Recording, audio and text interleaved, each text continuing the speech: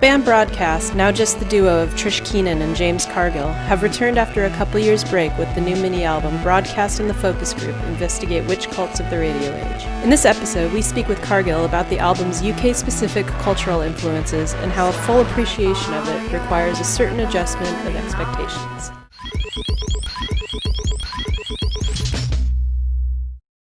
Everyone goes to every show with expectations. It just depends whether, if they're dashed, whether that's going to upset you or kind of thrill you.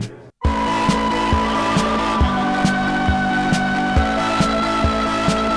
think there's definitely stages to what was done, you know. Up until kind of Ha Ha Sound, it was quite a clear trajectory of, you know, where it was going, and then people left, we did Tender Buttons, which was quite a different thing to what we'd done before. So, and gradually people accepted that, and then with this new thing, I mean, we haven't done anything for ages, and then we come out with this new record, and then we're doing the film on the shows. It's kind of another turn, you know, it's another different things. We just sat in this little flat in Hungerford, so it's very strange to come touring and all these people with expectations. You just think, well sorry. Julian House is the focus group. He's a graphic designer based in London. I mean, he's set up Ghostbox Records since Broadcast started. Initially, Julian made that for a Ghostbox evening that was in London, and that's when we improvised to that soundtrack. It was just supposed to be like a one-off thing for that Ghostbox night, and because we kind of liked it, we thought we'll just play it as broadcast, you know, as part of the set that we're doing tonight.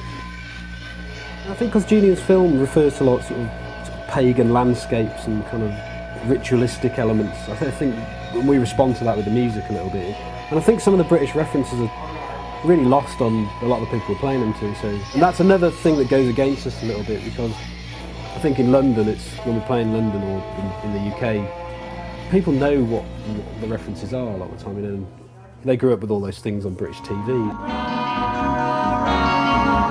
forehead is where the diamond rotates.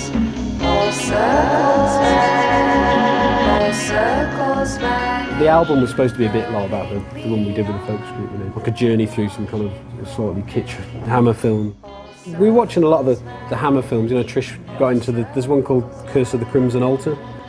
It's another one of them ones where someone goes missing, his friend goes missing, he turns up at some mansion, everyone's a bit weird, it's probably like a bit of a sort of sex drug party going on, and he kind of gets into it, and the guy says, why don't you stay a while?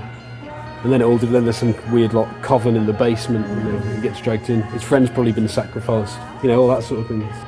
They deal with like witchcraft and cults and things, but I mean, that's the sort of reference we were drawing from. It's not like, we don't really take it that seriously. It's more that sort of, it's like a pulp cultural thing that I think we were drawing from. Another thing that's kind of a bit like that, there was a kids' TV show called Children of the Stones.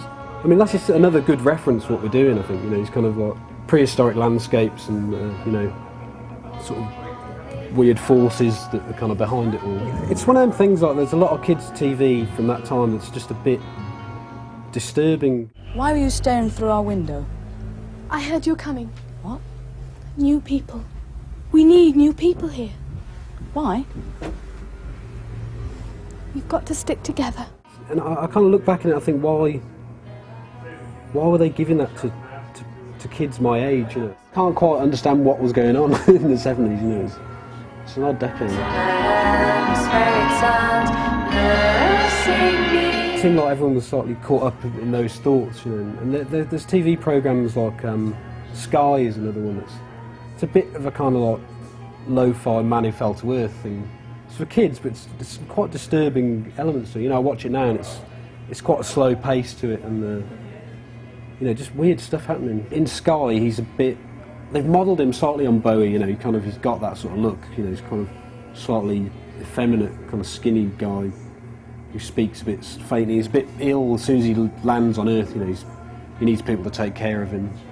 But I think in Sky there's much more of an ecological sort of message overall, you know, when you get to the end, it's like, oh, that's why he's come from the future to tell us to look after our planet, sort of thing. There's no need to make it hard on yourself. What's your name, where'd you come from, and what are you doing here? That's all we want to know. It does not concern you what my name is, or where I have come from, or where I am going. It's quite weird because there's lots of white noise and, you know, lots of zoom-ins on the camera and stuff. It's kind of like, it's probably had the same effect as like the beginning of Doctor Who, the tiles, you know. As a kid, you'd probably like hide behind the sofa when it was on.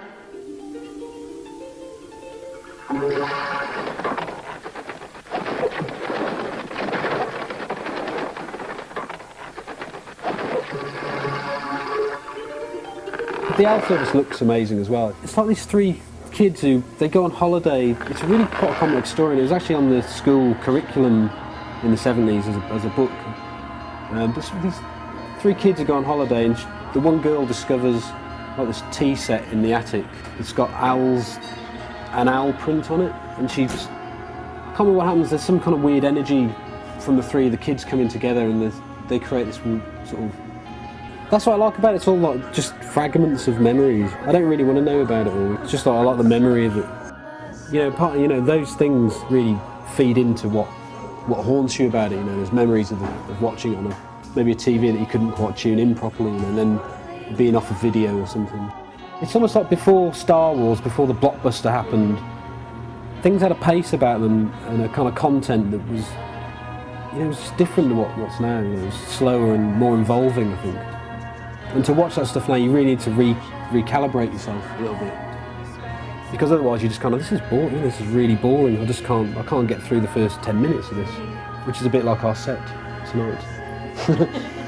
So you need to recalibrate yourself.